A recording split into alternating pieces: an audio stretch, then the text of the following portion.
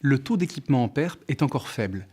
Il était inférieur à 10% de la population éligible en 2015.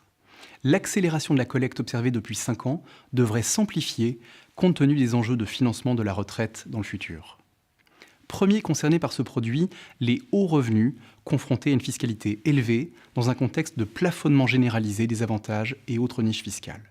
Le PERP, de mieux en mieux compris, s'installe naturellement dans la palette des outils de la gestion de patrimoine. En témoigne le doublement de la prime moyenne entre 2009 et 2014.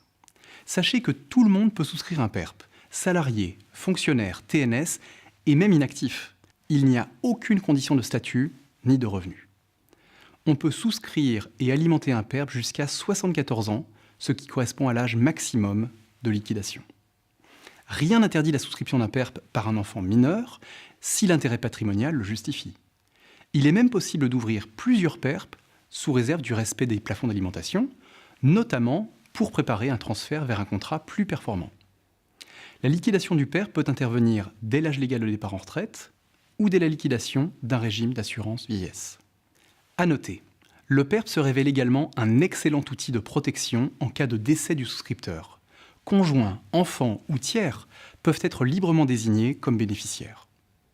En s'appuyant sur les multiples options qui peuvent être proposées au sein d'un PERP, l'épargne constituée sur un bon contrat n'est jamais perdue.